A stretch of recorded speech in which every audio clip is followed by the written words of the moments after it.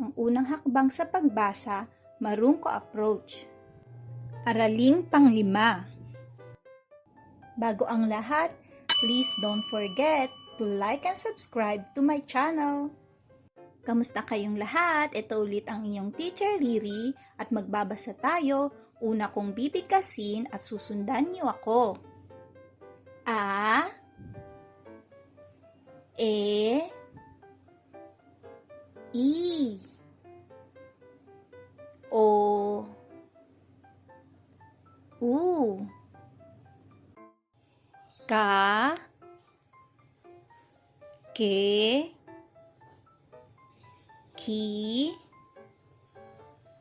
Ko, Ku. Ngayon, una kong babasahin ang mga salita at susundan niyo ako. Ako, ako. Sako, sako. Kama, kama. Kami, kami. Kasama, kasama. Kabibe, kabibe. Baka, baka. Makata, makata. Bituka, bituka. Butiki, butiki. Ngayon, babasahin natin ang mga pangungusap na may katinig at patinig. May keso si ka.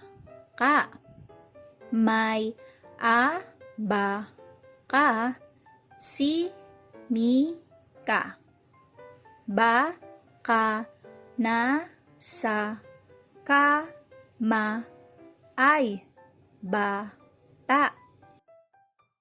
Ngayon, kayo lang ang magbabasa.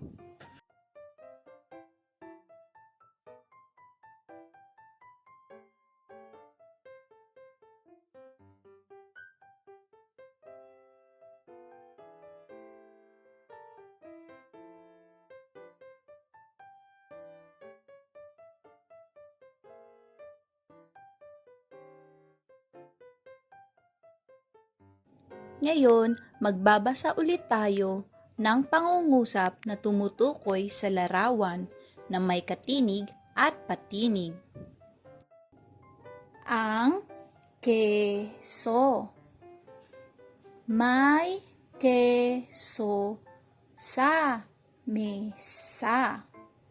Kay Kiko at Kika ang keso sa mesa.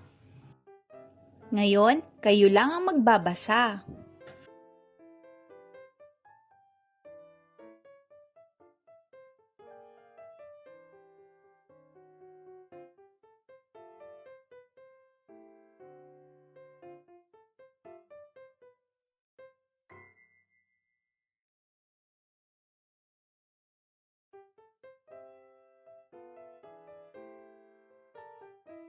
Good job, mga bata! Huwag niyong kakalimutang mag-practice pa magbasa at subaybayan niyo ulit ang mga susunod ko pang video para matutunan niyo ang iba pang aralin. Maraming salamat at hanggang sa muli, paalam!